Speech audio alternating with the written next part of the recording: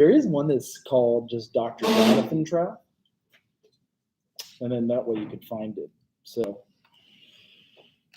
if you're looking for the YouTube video, you probably want to go over here. Do you have access to D2L? When you're on that. Okay. So then we'll log in, and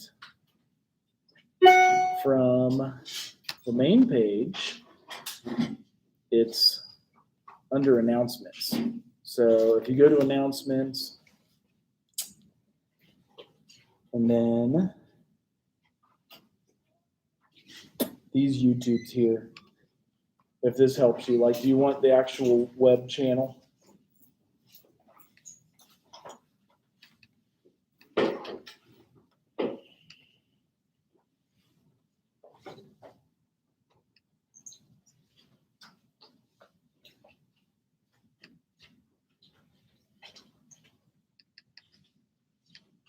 Should have you just be able to like paste that into the browser. So say you do copy or just go to it. And it's so this is kind of what you, if you wanted to look up for Dr. Trouth Central State Channel. Is that helpful? Yeah. Okay. Have, like, multiple Ohio, and Really? Well, I have taught at all those places. So, yep, that would be, if you do the online one, click through there. I did get your all's next assignment up. That looks more like this. And I don't think anybody signed up to present it this week, but you basically, you're creating a PowerPoint and presenting it to the class. So here's the instructions. It's sometime during the semester. We had to do this when I was at University of Kentucky, and it has you like go to a place where you experience diversity. It says expand your boundaries by putting yourself in a setting where you're the racial minority in a situation which you are unfamiliar. A lot of people up here just go to the Wendy's or go eat at Perkins or go eat at like even Bob Evans and then observe. You don't have to talk to anybody. Some people did it at Walmart. And then observe. Hello. So would you guys want to see an example of one? Would that be helpful? So last year, somebody turned this one in.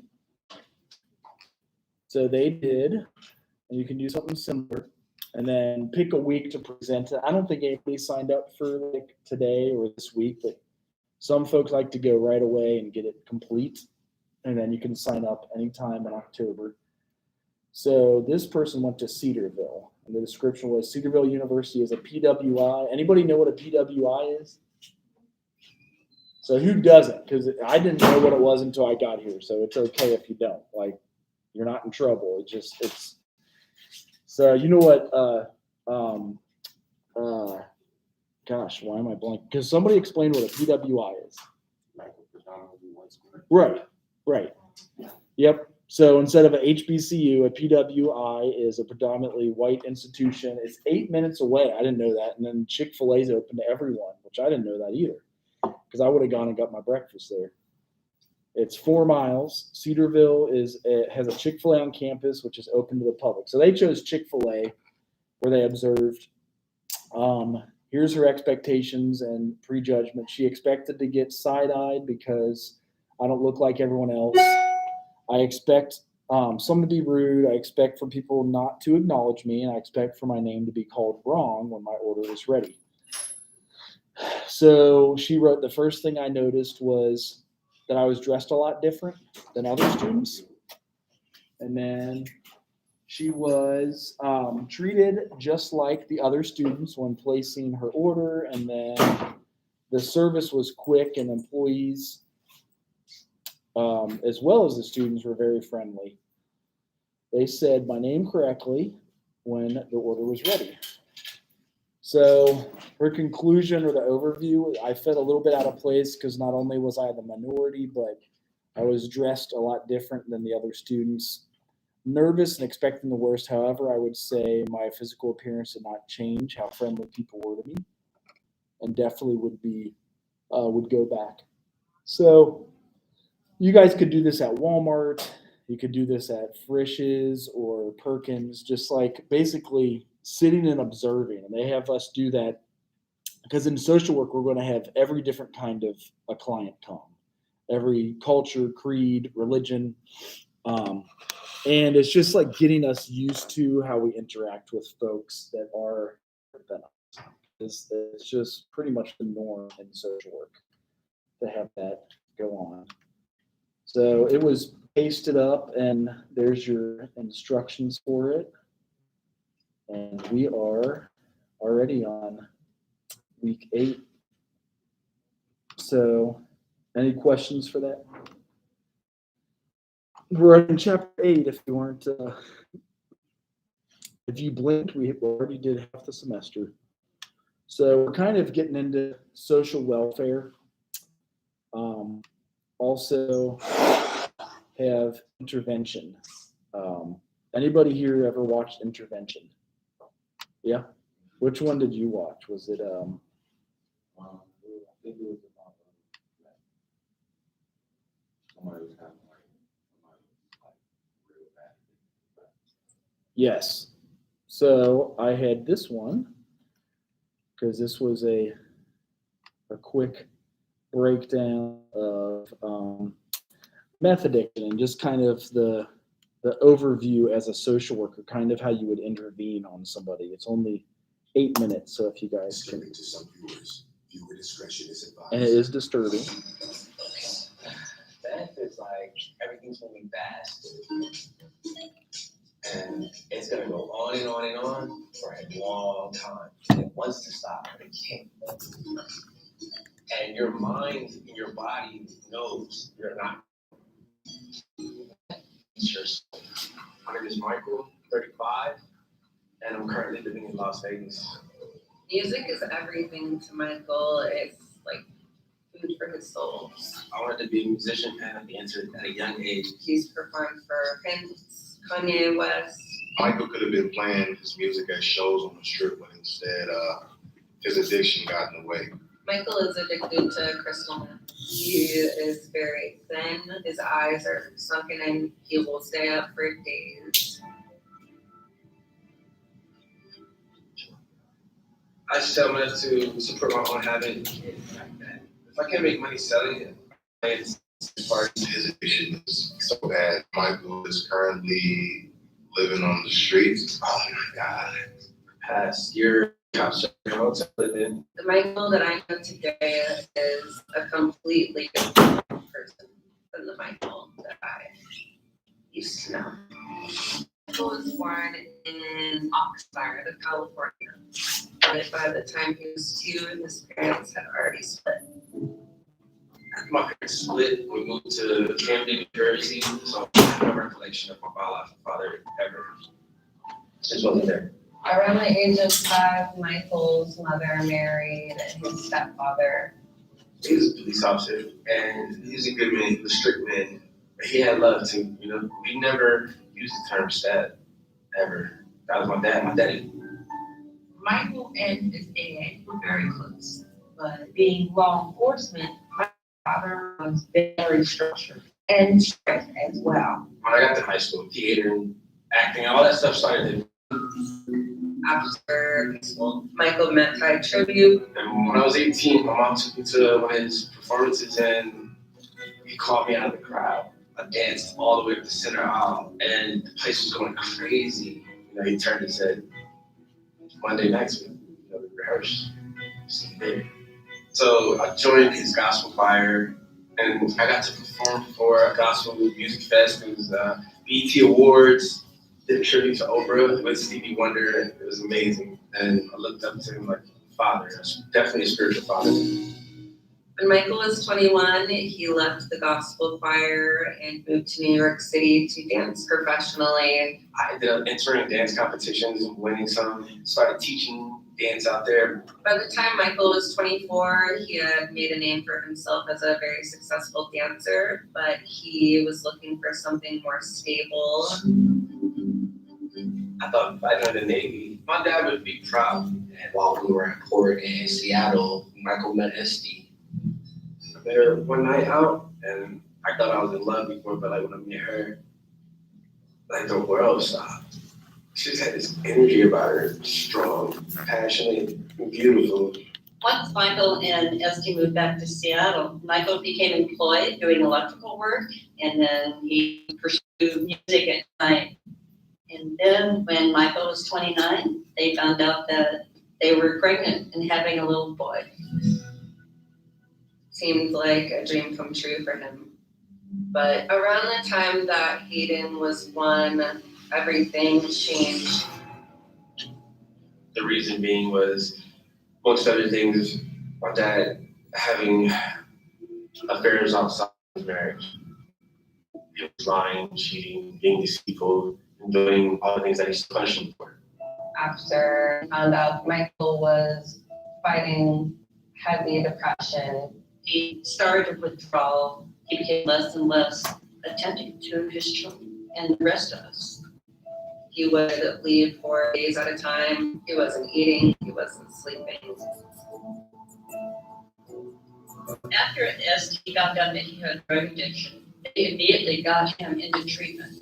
Right after I got out of rehab, I had 6 months of sobriety, and right off the bat, amazing things started happening. A friend was a past member of Jack Walkie's out in Vegas, heard my music, and he wanted me making beats with him in the studio. Michael wanted to move to Las Vegas in hopes that he could pursue a career to financially help his family. And I felt like it would be Michael's last chance to turn things around.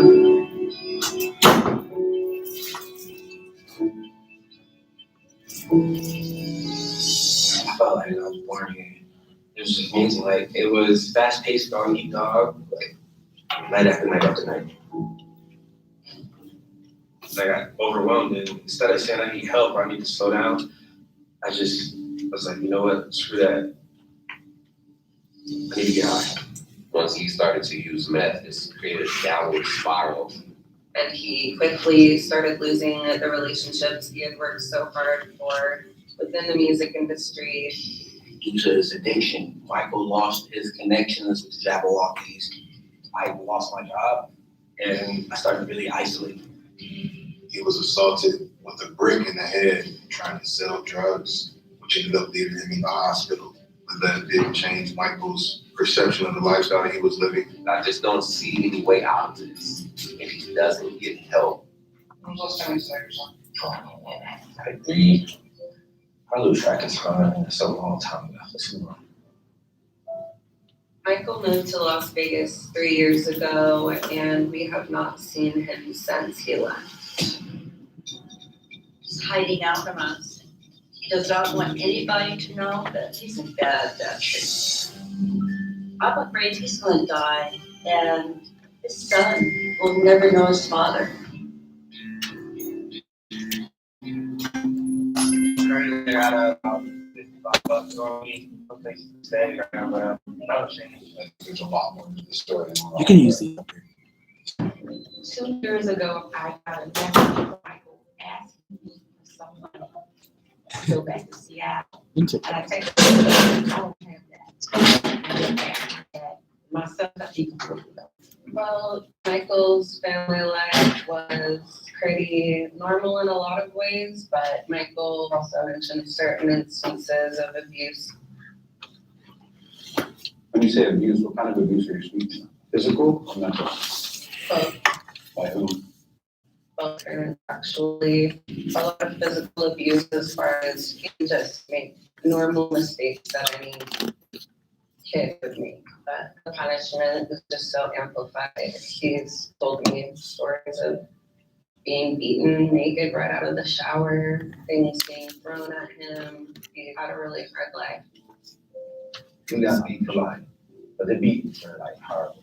Like, my mom's worse.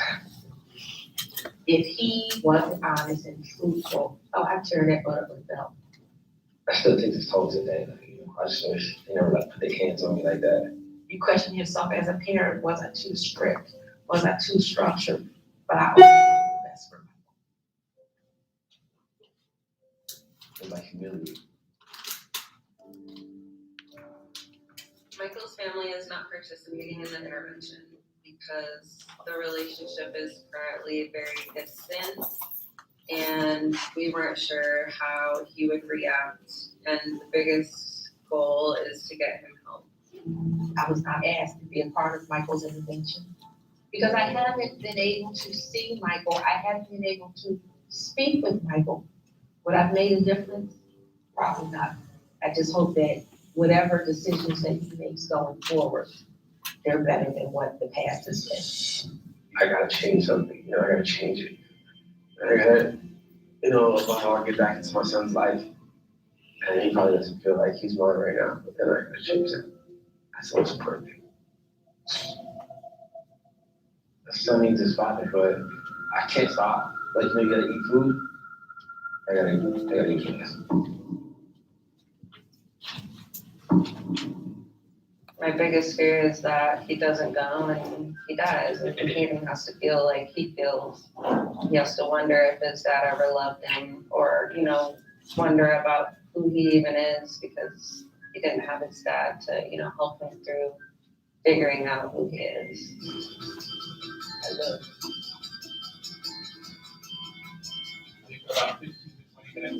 Okay.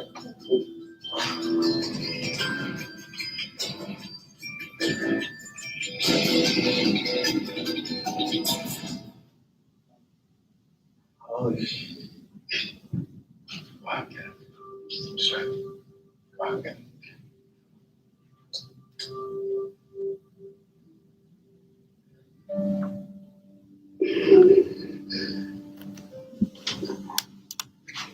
So, that's so crazy.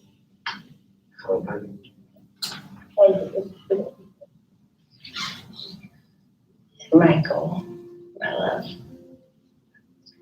I've been enamored with you since the moment I saw you. You made me feel like a princess and I was in shock that someone could love me so much.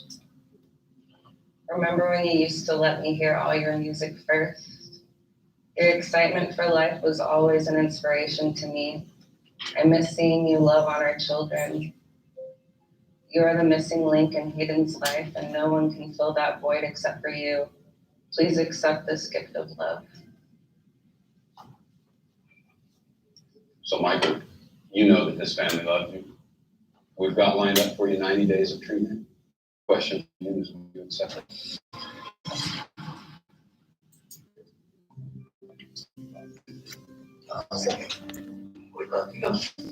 I might call them Palm Springs. They want to miss a play investigation of Fred Disney journey. That would be next.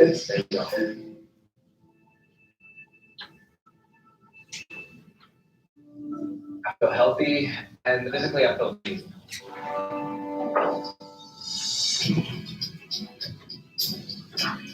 Hi. Hi.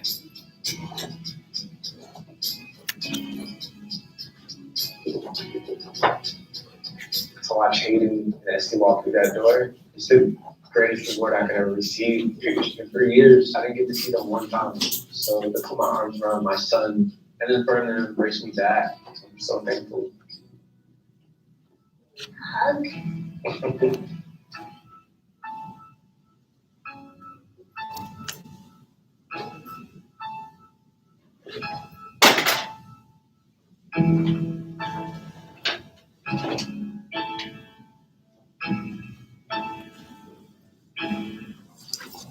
So he would have gotten a year sober this week, and it shows you said 71 days later.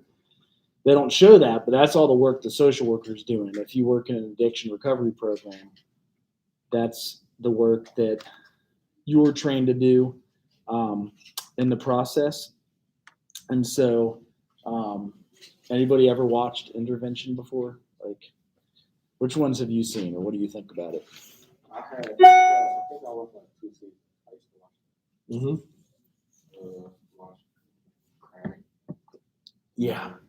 and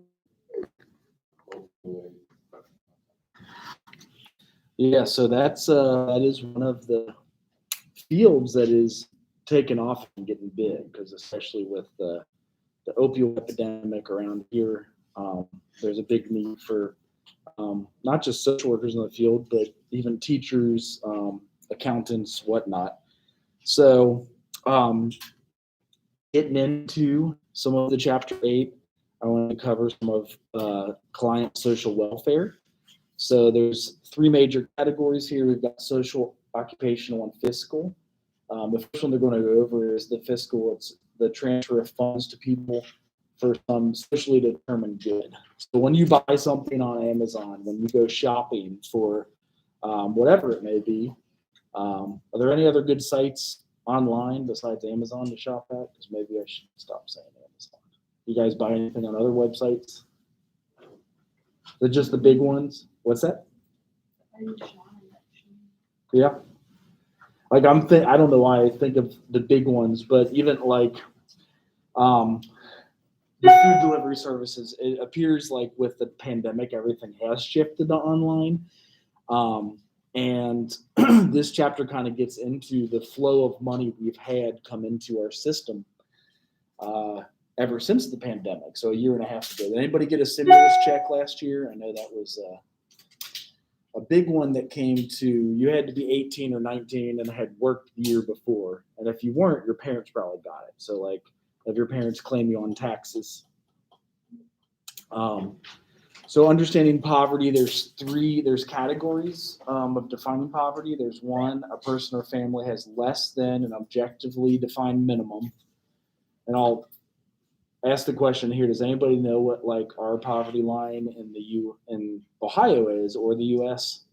Like on one of our first videos we watched. If you were to take a guess at it, what's the minimum you would have to live off of in Ohio? Money.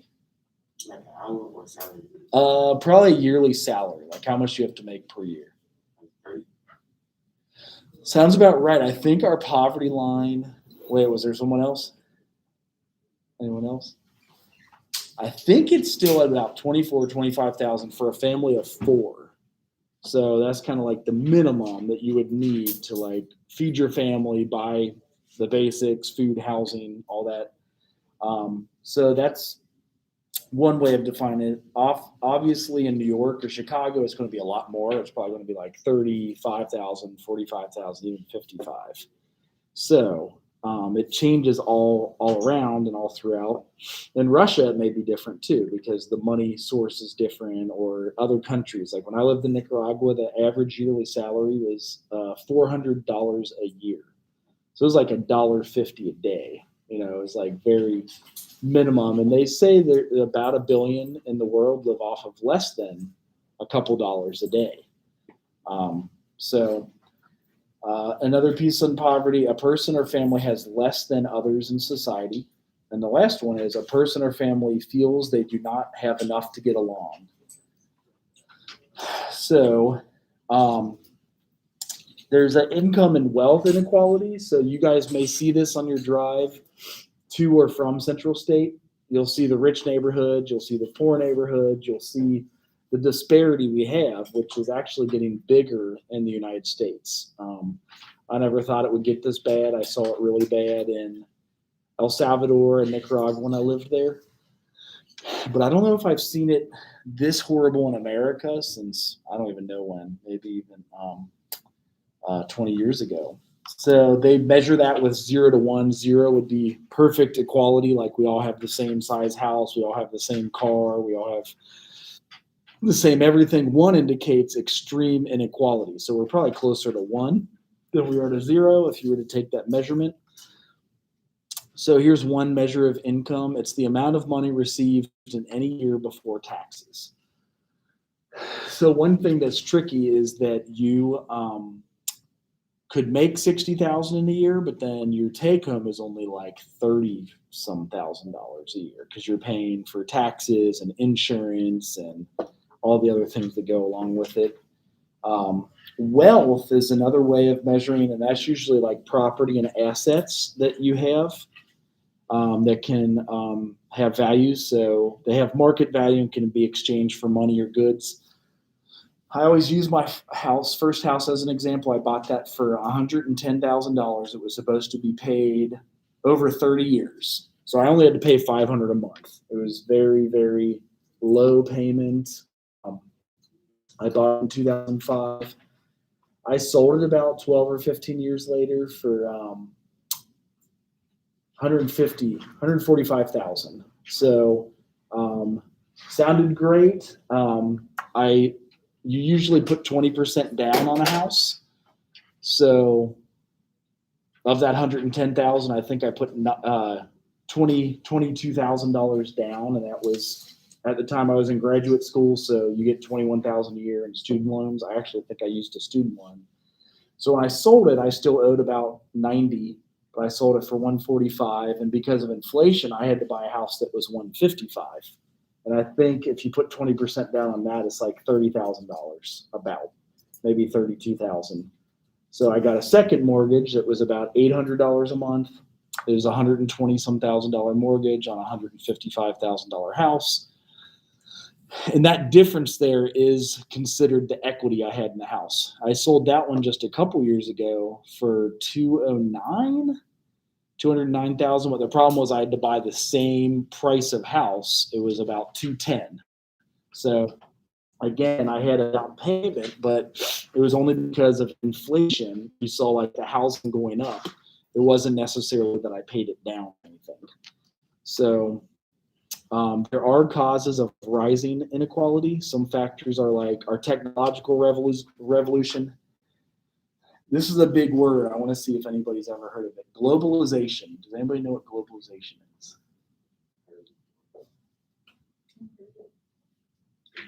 A tendency to globalize everything. Right. So one good example is here in America, we used to make everything here in the United States up until about 50 years ago, even our cars, nowadays, I think we even grow food here, but they send it overseas to have them turn it into a product, and then they ship it back, like even a frozen chicken, where they process it and pluck its feathers and send it back. So we've globalized where all of the cars that were made in America are now made in China, Mexico, overseas, because hour laborly is only $2 maybe. You get $2 an hour to work in Mexico, or you get $1 an hour to work in Bangladesh in a sweatshop. So big corporations have kind of pushed our labor out. And the problem is there's no job left for us in America. Or, in the past, if you got a college degree, you were almost always guaranteed a job. Now it's kind of gotten more towards where you have to get a graduate degree to have that.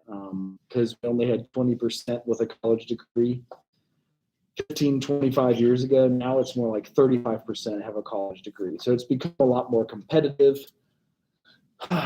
We also have some public policy changes and then a restructured workforce.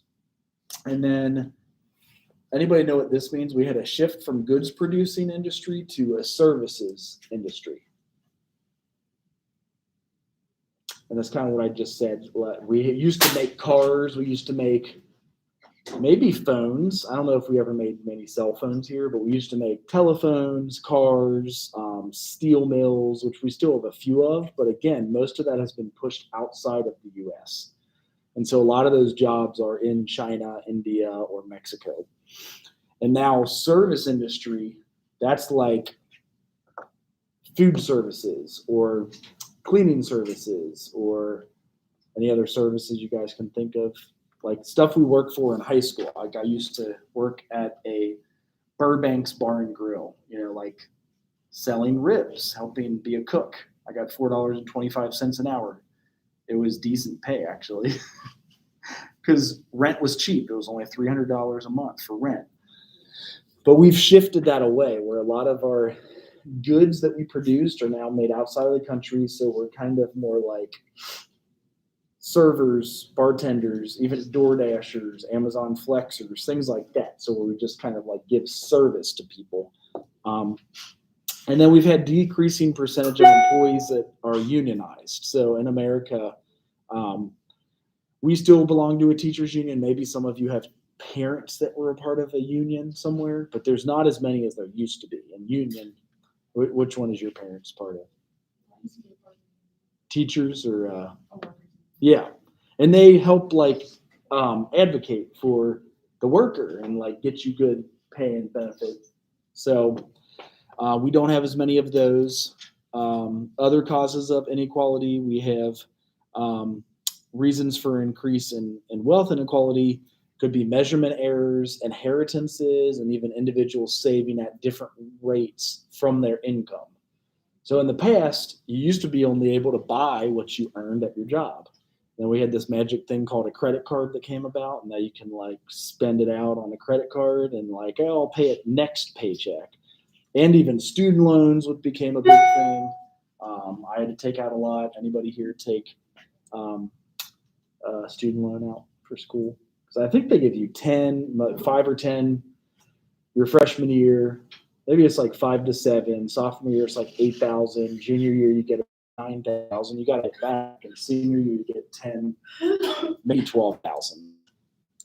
Which again is a good investment if you'll use the job, get a license in social work or accounting or teaching and pay it back.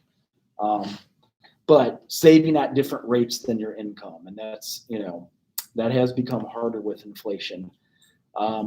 Housing wealth. So home equity, this is the value of the home minus the mortgage still owed. Like the example I gave, my first house was about 110.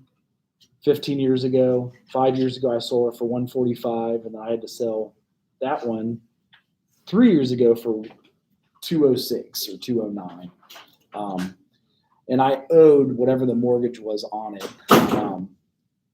Right now, this is the largest share of household wealth. So actually, real estate is a third of the United States economy, which is strange, but it makes sense because like that's where you live. If you buy a house or you rent an apartment, the majority of your money, it's the biggest investment you ever make in your life, besides either like a car or some people say an engagement ring, but that's kind of crazy because that's expensive. But the house, housing. Anybody have housing prices in your area? Know what it costs to rent in your part of town or where you're from? How much? How much? 1,000. What part of town is or country is that? Where? Oh, Florida, right. Okay. Anybody else? Downtown. And where is that in? Okay, Michigan. What about Russia? 2,000 per month. You can find an apartment for $2,000? $200. Okay. per month. Okay. St. Petersburg is a big city. Okay. Is it the old Soviet block apartments? Kind of. Okay. A small apartment. Right. Room, but Yeah. you can find it. Okay. Anybody else? Housing costs? Rent? Apartments? 1,600? 1,500? Which part of country is that? Cleveland. So Cleveland's For expensive. apartments, Are they? like 2-bedroom apartments. So these are brand new finished, it sounds like. Pretty. Really? Okay. Yeah, so housing has gone, especially if they still think we can live off of 25 or 30,000 a year. If you're paying that much every month, how much is that every year? Is that 18,000 a year? So 18 of your 25,000 a year is on your housing, and that's, right. Hasn't gas gone up recently again? Yes, I do.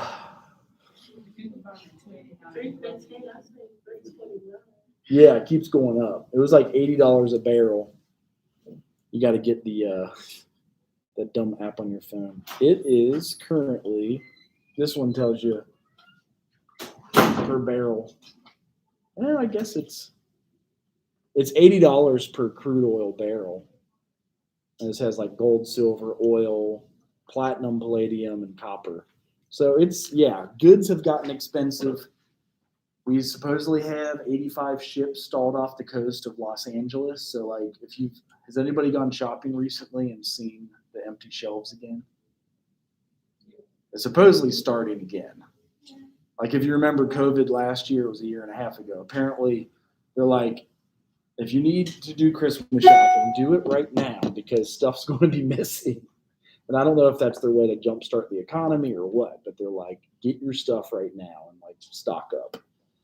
So we have the underclass culture of poverty. So we have both this cultural view and then a structural perspective. So the cultural view is that poor persons have certain psychological and behavioral characteristics. The structural perspective emphasizes major economic, political systems that place various groups at risk.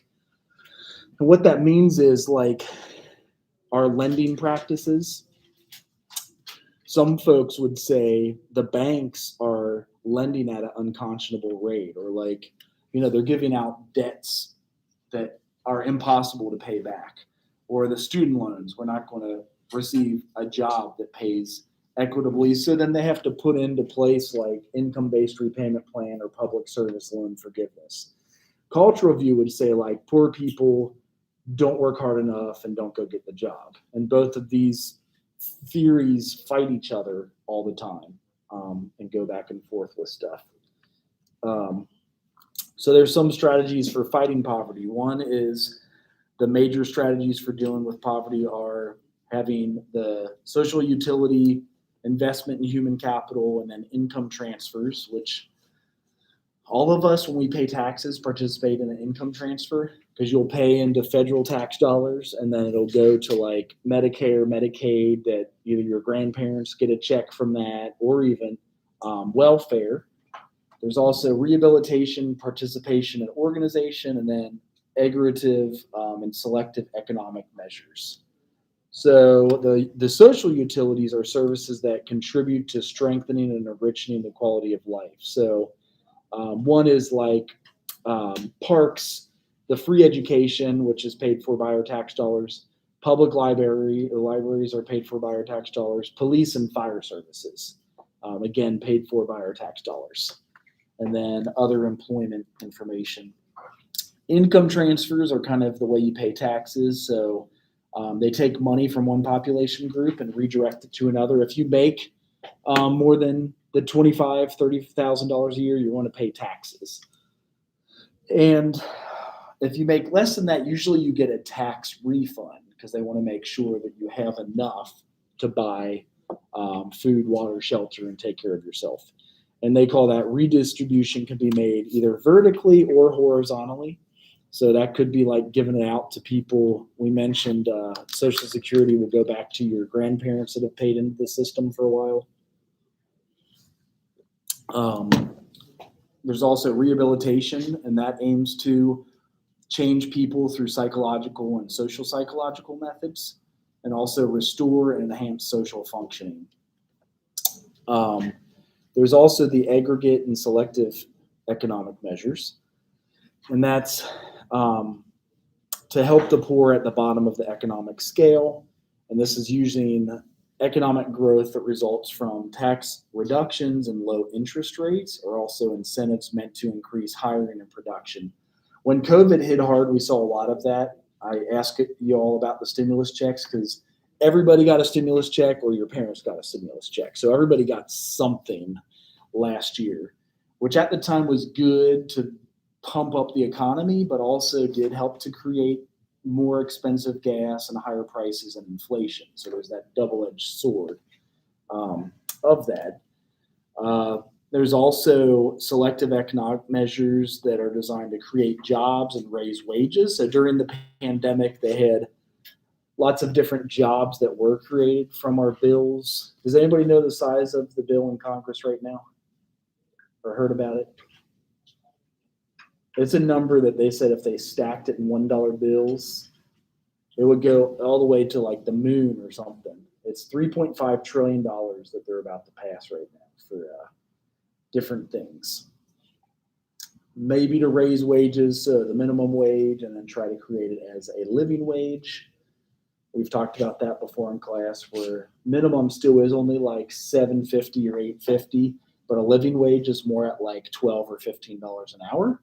If you work 40 hours a week, that's $24,000 a year, which is the poverty line.